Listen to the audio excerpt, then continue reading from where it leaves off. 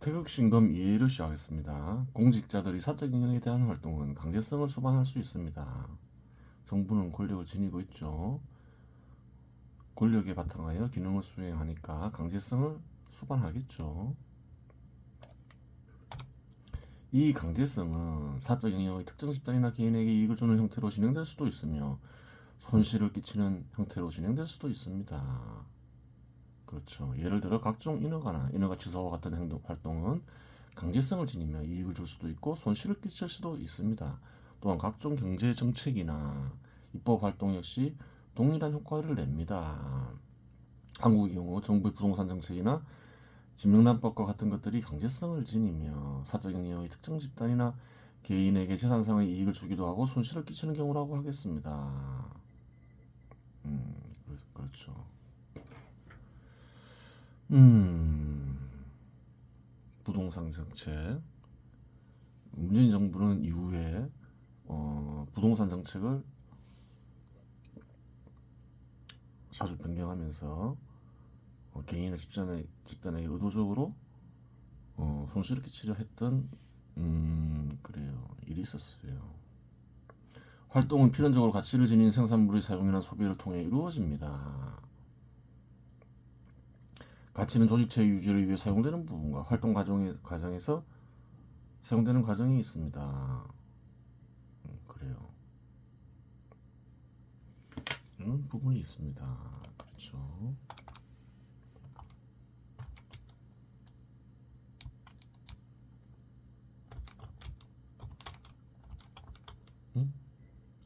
이렇게 계속 그래요. 조직체 유지를 위해서는 물적 토대와 인적 토대를 유지해야 하는데 물적 토대를 이루는 작업수단 중 토지를 제외하고는 일정 기간이 지나면 교체를 해야 유지할 수 있는 작업수단이 있으며 수리가 필요한 작업수단도 있는데 여기에는 자급자족으로 보충하지 못하는 이상 세금의 형태를 띈 가치가 사용됩니다. 공직자들이 수와 질을 유지하는 데에도 가치가 사용됩니다. 공직자들의 활동 지출 역시 시장 지배 시대에서는 상품이나 가격을 지니며 일반적으로 공직자들이 공직에 근무하는 첫 번째 목적은 역시 자신과 가족들의 생존수단 획득입니다. 그렇죠. 공직자들이 일반적인 목적은 뭔가요? 공직자도 사회 구성원이니까 당연히 자신과 가족들의 생존수단을 얻어야 되죠. 그것이 1차적인 목적이겠죠. 사회적으로 필요한 활동 지출의 경우 시장 지배 시대에서는 모든 상품 형태를 띱니다. 그렇죠. 즉 공직자가 참여하는 공적 영역의 조직체는 공직자와 공직자 가족의 삶의 터전이 됩니다. 그렇죠. 공직자가 참여하는 공적 영역은 그래요. 정부 대표적인 정부죠. 삶의 터전이 되겠죠. 따라서 특정한 목적을 위해 공적 영역의 조직체를 구성하면 활동을 하거나 활동을 하지 않건 성과가 있건 사회의 가치의 일정 부분을 지속적으로 사용되는데 이런 성과가 없으면 필연적으로 사라지게 되는 사적 영역의 조직체와 구별되는 점입니다. 그렇죠. 한 번 구성하면 공직자들로 구성되는데 공직자들이 그러한 어떤 조직체를 계속 유지하려 하겠죠. 삶의 터전이니까. 사회적으로 필요로 하는 기능 수행을 위한 활동 과정에서 사용되는 가치도 있는데 이는 공적 영역의 모든 활동에서 발생하는 것은 아닙니다. 그래요. 세금을 징수하거나 입법이나 사업과 같은 활동은 조직체를 구성하는 데 투입되는 가치만으로도 기능을 수행합니다. 하지만 도로건설, 철도건설, 화폐 공급과 같은 활동에는 추가적인 가치의 사용이 필요합니다. 여기서 한 가지 도출되는 결론은 공적 영역의 구성과 기능 수행의 근원은 세금 형태를 띈 가치라는 사실입니다. 이는 여러 가지를 시사하는데 한 가지 경우만 살펴보도록 하겠습니다. 공적 영역의 새로운 조직체나 활동을 위해 사회 가치 일부를 투여했는데 그러한 행위가 사회의 양적 성장에 기여하지 못하면 그러한 행위는 단지 무의미한 행위일 뿐만 아니라 지속적으로 사회적 비용이 된다는 사실입니다. 어떻게든 사회의 생산적 이익에 기여해야 된다 이렇게 얘기하는 거죠. 그렇지 않으면 그냥 사회적 비용이 된다, 낭비가 된다 이렇게 얘기하고 있는 거예요. 반대로 그로 인해 사회의 양적 감소가 진행된다면 세금이 총량이 늘게 되어 국가 부채가 증가하거나 추가적 세금 징수가 필요하게 됩니다. 그렇죠. 조직체를 만들 때는 기능을 생각하면서 어떻게 생산에 기여할 수 있는가 이런 부분을 잘 따져가면서 조직체를 만들어야 된다는 거예요. 그렇지 않고 조직체를 만들면 머리가 아파진다는 거예요. 복잡해지고 사회적 낭비가 발생하고 그래요. 그 조직체를 구성하는 공직자들도 있고 여러 가지 문제가 생기는 거죠. 같이 사용은 사적 영역과 이어지는 매개가 됩니다. 공직자들이 봉급의 지출을 통한 생존수단, 욕망 충족수단의 획득은 시장 내 상품의 소비를 통해 이루어지고 이는 시장에 일정한 수요를 형성하게 되는데 공직자 및 공직자의 가족 구성원들의 욕망이 다양하고 특정 상품의 소비를 강요할 수도 없는 것이니 특정 상품을 생산하고 유통하는 조직체나 개인이 이득을 볼 수는 없습니다. 그렇죠. 공적 영역의 물적 토대를 구성하고 기능 수행을 위한 활동 시 사용되는 가치는 다른 양상을 띨 수 있습니다. 조직체 구성이나 활동 과정에서 가치가 사용될 경우 생산물을 생산하는 특정 생산자나 특정 유통업자가 이득을 보게 됩니다. 그런 경우가 있을 수 있죠. 정부가 거래하는 기업은 이익을 볼 수 있잖아요. 거래되는 규모가 클수록 그러한 현상은 심화될 수밖에 없습니다. 공적 영역은 그 누구의 것도 아닌 모든 국민들의 것이니 특정 집단이나 특정 개인이 이득을 보아서는 안 되는데 거래의 속성상 그것은 불가능하기에 모순이 발생하게 됩니다. 그렇죠. 특정 개인이나 특정 집단이 이득을 보게 되죠. 어떤 기업이나 개인을 지정해서 거래하면 정부가 예를 들어 조직체를 구성하는 건물을 짓는데 모든 건설업체를 참여시킬 수는 없는 노릇입니다. 따라서 여기서도 공정한 기회가 중요한 문제로 돼도 되고 공정한 기회를 갖춘 형식이 중요한 문제로 돼도 됩니다. 그렇죠. 특정 개인이나 특정 집단에게 특정 집단과 거래할 수밖에 없어요. 그런 경우에서는 공정이 중요해지겠죠. 왜? 정부는 공적 영역은 모든 국민들의 것이니까 그렇게 되는 거죠. 하지만 공정한 기회가 이루어지지 않는 국가들도 있을 것이며 현재는 공정한 기회가 이루어지는 국가들도 미래에는 그렇지 않을 수 있으므로 계획 방식을 고찰하지 않을 수 없으며 그러자면 뇌물의 경제적 효과를 고찰하지 않을 수 없습니다. 뇌물도 살펴봐야 된다는 거예요. 뇌물이 공정을 해치잖아요. 그렇게 될 수가 있죠. 뇌물의 경우 상품 형태나 화폐 형태로 건네질 수 있습니다. 화폐 역시 향후 상품으로 전환될 예정인 관계로 뇌물 자체는 시장의 수요를 형성하게 됩니다. 그렇죠. 시장이 성장하고 있는 단계에서는 뇌물이 없을 경우 뇌물의 가치가 생산에 전액 이용될 가능성이 크므로 강력한 부패 방지법을 할 경우 사회 양적 성장에 도움이 됩니다. 시장이 성장기에 있을 때 강력한 부패 방지법은 부정적 효과가 없을 수 없으나 긍정적 효과가 더욱 큽니다. 하지만 시장이 성숙한 단계에 있어서 강력한 부패 방지법은 상당한 후유증을 낳을 수도 있습니다. 시장의 성장기에는 오히려 뇌물이 긍정적 효과가 더욱 클 수 있다. 이런 얘기도 하는 거죠. 무슨 말일까 이렇게 생각할 수 있겠죠. 뇌물에 해당하는 만큼의 수요가 사라지기에 그와 관련된 생산자나 유통자에게 손실을 입힐 수 있기 때문입니다.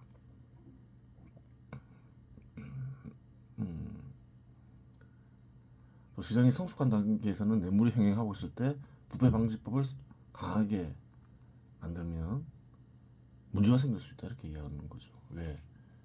수요가 사라지니까. 그럴 경우 그로 인해 소득의 일부나 상당 부분을 잃는 국민들이 발생합니다. 소득의 일부나 상당 부분을 잃을 수 있죠. 뇌물이 시장의 수요를 형성하기 때문에 그렇죠. 시장이 성숙한 국가에서는 경제적으로 볼 경우 수요가 사라지는 것은 국부 입장에서는 부정적입니다. 뇌물이 만연한 곳에서는 동일한 효과를 낼 경우 뇌물이 사라지는 것이 국부 입장에서는 불리합니다. 불리할 수 있습니다. 이렇게 해야 되겠죠.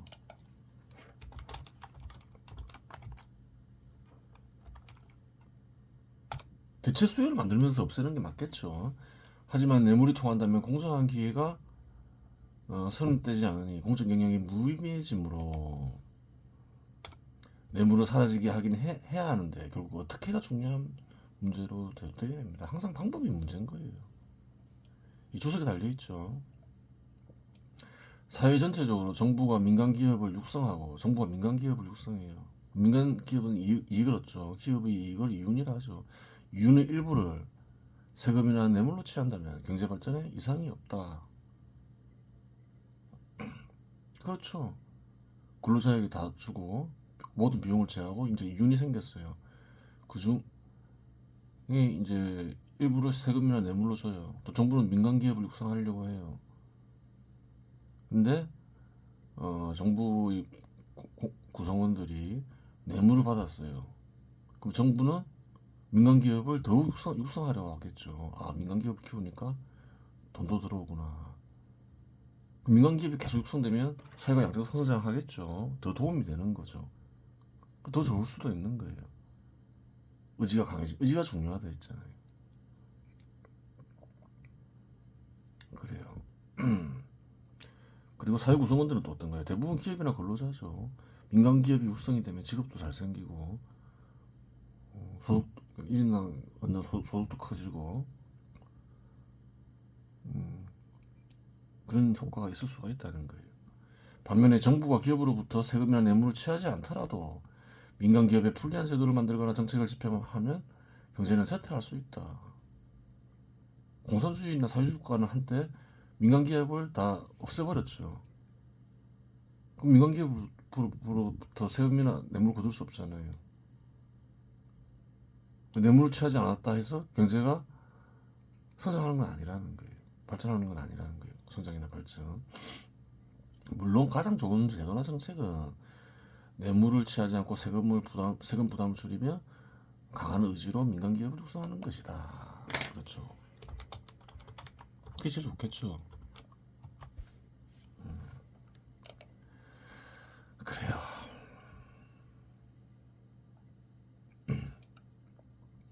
방법은 이상국가의 이치에 맞게 진행됩니다. 집행 과정에서 구매되는 상품인 경우 적정 가격이 지불되므로 상품을 판매하는 생산업자나 유통업자는 이윤을 획득하게 됩니다. 따라서 많은 사람들이 참여하게 되는데 추첨으로 선정자를 결정합니다. 하나의 방법을 얘기하고 있는 거죠. 물론 공급이 가능한 업자들이 한해서입니다.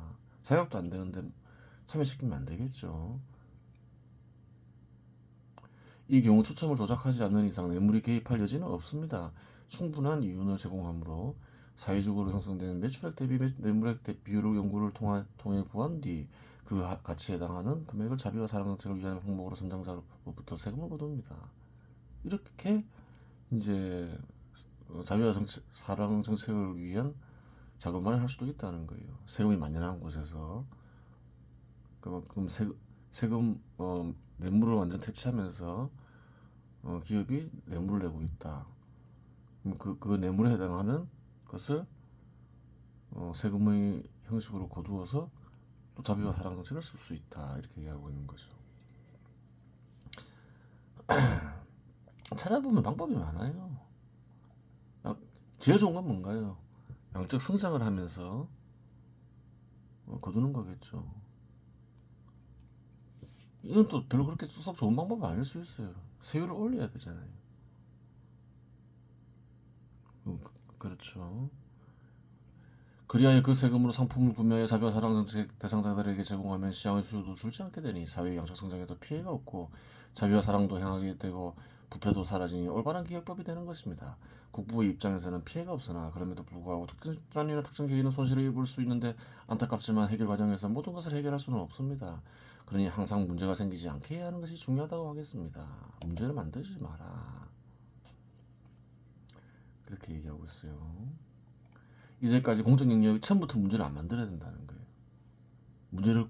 문제점을 없애려면 많은 피해자들이 생기고 또 많은 비용이 투입되겠죠. 처음부터 문제를 만들지 마라. 그렇게 얘기하고 있는 거예요. 이제까지 공적 영역의 4가지 순환 형태를 살펴보았는데 순환이 과정에서 돌아오는 원점이 간직한 양이 비례의 원리에 의해 커질 수도 있고 작아질 수도 있습니다.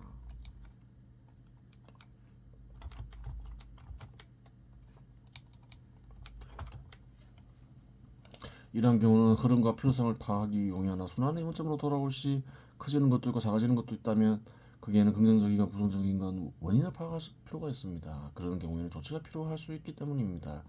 예를 들어 투여되는 세금은 증가하는데 활동의 성과가 줄어드는 경우가 그러합니다. 주석이 있죠.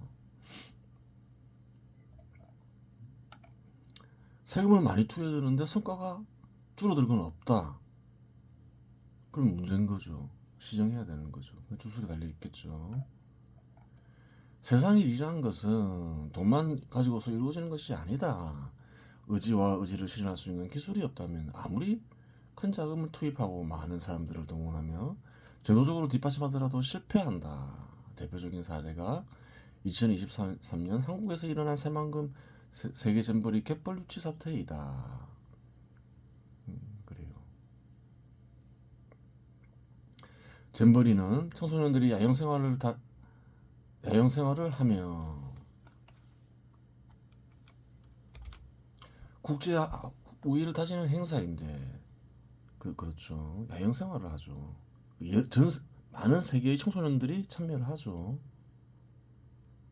한국은 1,170억 원의 예산을 투입했다. 이 적게 투입했냐, 많이 투입했냐 한번 따져볼 수가 있잖아요. 많이 투입했으니까 사례로 들었겠죠. 참고로 2015년 일본의 경우 잼버리 개최를 위해 약 3,960만 달러를 투입했고 대략 한국 돈으로 환산하면 514.8억 원이죠. 한국이 배 이상 투입했음을 알 수 있어요. 물론 이제 그 물가까지 고려하면 완전히 2배까지 안 되더라도 거의 배에 가깝겠죠. 2019년 미국의 경우 잼버리 개최를 위해 약 1,000만 달러를 투입했는데 다 성공적으로 마무리했다. 한 130억 원 되죠. 한국은 1,170억 원. 미국에 비해서 10배, 물론 이제 물가를 고려하면 10배까지 안 되더라도 거의 10배 가까이 투입했죠. 많이 투입했죠. 일본이나 미국은 한국보다 더 경제력이 큰 나라들이잖아요. 지나치게 많이 투입한 거죠. 엄청나게 투입한 거죠. 그래요. 다 성공적으로 마무리했다는 거예요. 일본, 미국은. 또한 한국은 2023년 새만금 세계 스카우트 잼버리 지원 특별법을 제정하여 법적으로 지원했는데 제도적으로 지원했다는 말이죠. 결국 실패했다. 부끄러운 일인 거죠. 실상 잼버리는 야영으로 진행되기에 큰 예산이 투입되지 않는 행사이다. 그래요. 야영으로 진행되기 때문에 뭐 특별히 준비할 게 없다는 거예요. 그러니까 미국도 130억 원만 투입했고 그런 거죠. 한국은 1,770억 원을 예산 투입했잖아요. 파격적인 지원이죠. 그래요. 그것은 이제 또 그런 어떤 배경이 있겠죠. 잼버리 행사 개최를 하고 뭐 이런 그때 개최가 결정되고 뭐 이런 게 문재인 정부 때였죠. 그래요. 호남 지역에서 문재인 정부를 많이 밀어줬잖아요. 그러니까 큰 예산을 투입했던 거예요. 거의 파격적인 예산 투입이죠. 미국과 일본과 비교할 때. 근데 어떻게 됐나요? 결국 실패했다는 거예요. 실상 잼버리는 야영으로 진행되기에 큰 예산이 투입되지 않는 행사이다.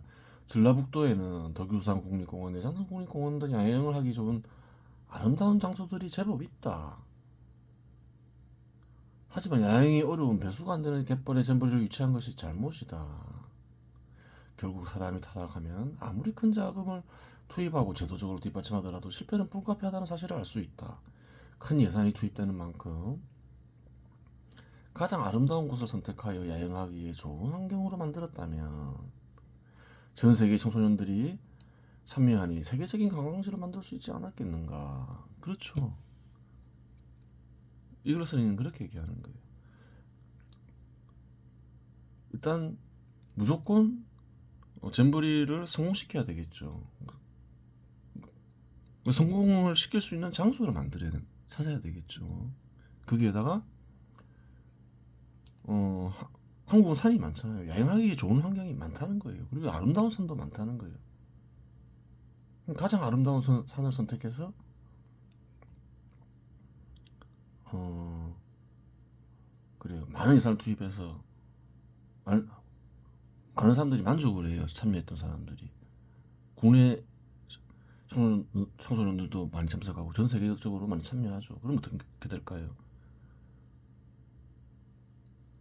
그 청소년들이 선전할 거 아니에요. 다시 자국으로 돌아가서. 그럼 세계적인 관광지가 되잖아요. 그러면 그래요. 크게 성공할 뿐만 아니라 지역 주민들도 큰 이익을 얻잖아요. 지역 발전을 하잖아요. 새먹은 갯벌이 뭐 그 대단한 거라고. 그래요. 그러니까 좋은 기회를 줘도 사람이 타락해 있으면 실패한다는 거예요. 샘플이 성공이 어려운 배수가 안 되는 갯벌로 유치한 것도 잘못됐지만 지역 발전을 위한 방법도 잘못됐다는 거예요. 가장 아름다운 곳을 선택해서 세계적인 관광지를 만들려고 노력을 했어야 된다는 거예요. 그렇게 되는 거죠. 왜 이렇게 됐을까 궁금할 수 있잖아요. 좀 문제가 있죠. 한번 봤어요. 봤는데 장소를 잘못 선정한 것도 문제지만 뭔가요? 전북에 본점을 둔 기업만 입찰 가능하게 했다죠. 근데 이게 잘못됐다는 거예요. 물론 전북에서 전북 기업이 역량이 된다. 가장 성공시킬 수 있는 역량을 지닌 기업이 있다. 성공시킬 수 있는 역량이 충분한 기업이 있다. 그러면 상관없죠. 하지만 당장의 이익보다는 그래요. 좀 장기적으로 보고 세계적인 관광지를 만들기 위해서 지방 기업이 좀 역부족이다 싶으면 성공시킬 수 있는 기업에 맡겨야 된다는 거예요. 최대한 성공시켜야 된다는 거예요. 그래야지 지역 주민들에게 지역 발전뿐만 아니라 지역 주민들에게 좋다는 거예요. 그래요. 그러니까 이제 결국은 뭔가요?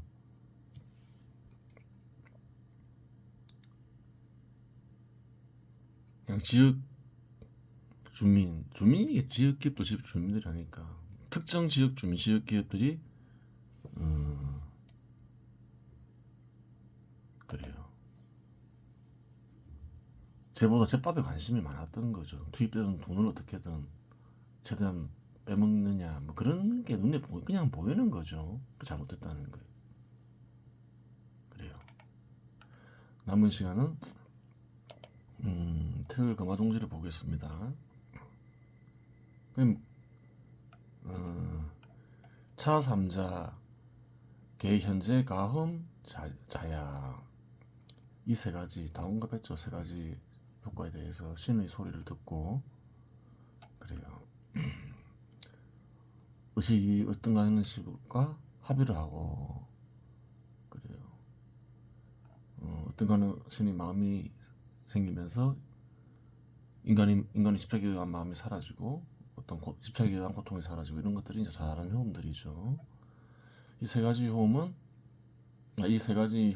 모두 뭐 현실에서 경험할 수 있는 것들이다. 역연시 설부진적 그러하긴 하지만 또한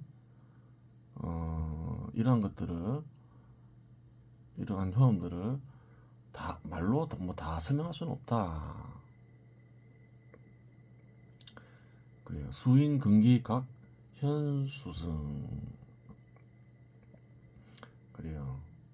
사람들의 근기에 따라서 각각 다르게 나타난다. 여러 가지 효험들이 있는데 세 가지는 기본적인 것, 그 효험이 다르게 나타난다 이렇게 얘기하는 거죠. 근기에 따라서. 근기는 뭘까? 이렇게 생각할 수 있잖아요. 근기는 각 인간마다 부여된 뜻이 다르겠죠. 뭐 공통적인 것도 있고 다른 것도 있겠죠. 그런 어떤 부여된 뜻에 따라 다르게 나타난다는 거예요. 각기 다르게 나타난다 이렇게 적고 있죠. 무엇을 하면 그렇다는 건가요? 회광을 하면 돌리며 살피는 회광, 돌리며 살피는 일을 하면 그렇다는 거예요. 지관을 하면 지관이라고도 얘기하죠. 역수작용을 거치고 어뢰작용을 일으키는 것을 가리키죠. 그렇게 하면 효험이 공통적으로 나타나는 것도 있고 다르게 나타나는 것도 있다 이렇게 얘기하고 있는 거예요. 앞에 세 가지는 뭐 공통적으로 나타나는 것을 가리키겠죠. 여지관 중손, 지관 중에서 말하기를, 지관이라는 책이 있죠. 지관이라는 제목이 붙은 책이 있어요. 마하지관이라고 불리죠. 마하지관을 가리키는데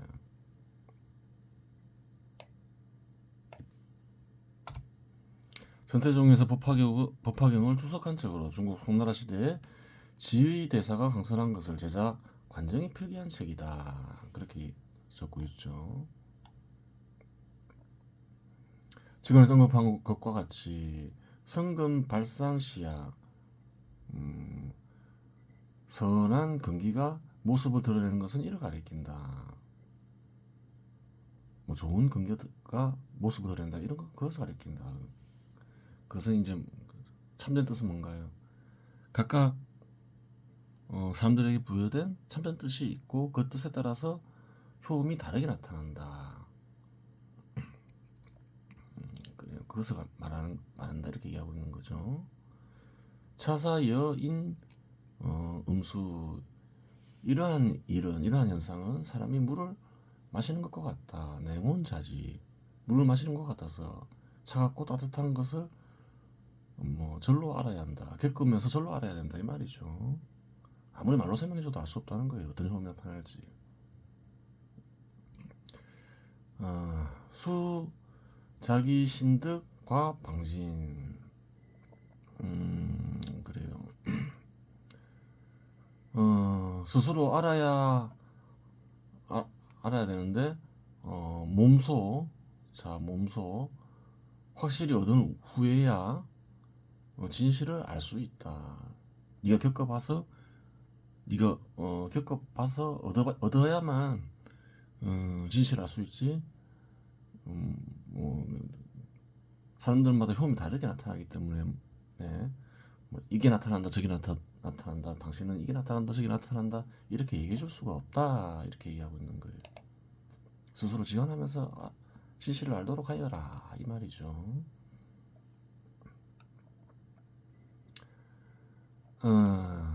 효험이 다르게 나타난다. 핵심은 뭔가요? 어떤 직관을 한다. 직관을 하면 그래요. 어떤 가운데신에게 의식이 돌아가죠. 어를 통해서 어른 영이라고도 불리고 혼이라고도 불리죠. 네, 그래요. 그럼 어떤 가운데신이 능력을 부여해 준다는 거예요. 효험을 나타나게 해준다는 거예요. 근데 그 효험은 공통적인 것도 있고 차이점도 있다. 어떤 가운데신이 어떤가요? 어떤 한 지역, 어떤 특정 지역의 특정 사람들에게만 나타나지는 않았겠죠. 의식을 통해서 마음에 강림하는 어떤 가는 신,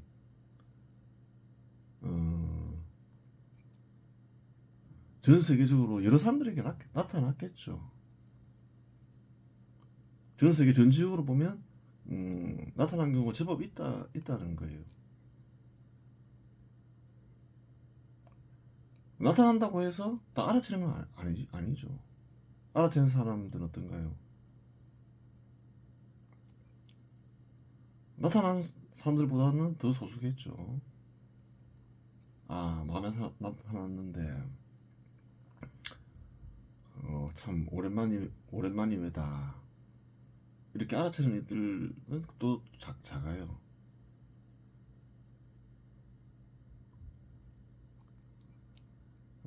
하지만 또 전 세계 전 역사적으로 보면 또 없는 건 아니라는 거예요. 또 제법 있었겠죠. 그래요.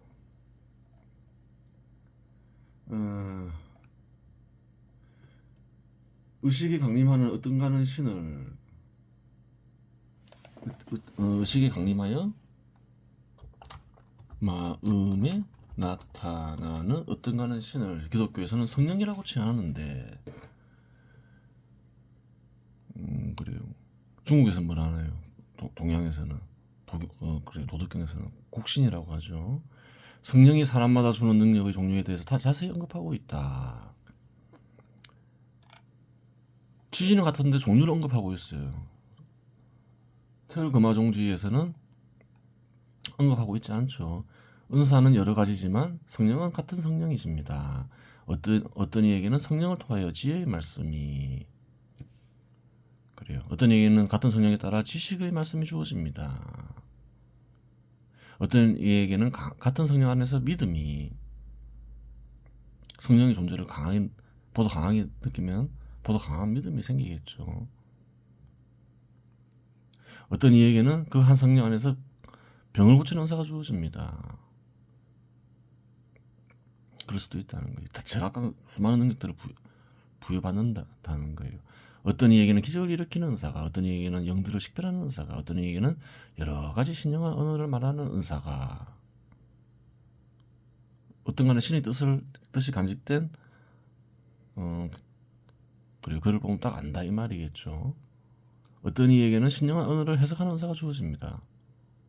이게 그거겠네. 앞에 거는 보지 않아도 스스로 어떤 간에 신의 뜻을 간직한 말을 한다는 거죠. 이 모든 것을 한 분이신 성령께서 일으키십니다. 성령은 뭔가요? 마음에 나타난 어떤가는 신을 가리키죠. 그분께서는 그것들을 따로따로 나누어 주십니다. 똑같은 말이죠. 근기에 따라서 그래요. 다른 능력을 부여한다 이렇게 얘기하고 있는 거죠. 바울이 쓴 고린도전서에 나오는 말이죠. 바울이 한 말인지 아니면 듣고 한 말인지는 알 수가 없죠. 예수가 한 말일 수도 있겠죠. 그래요.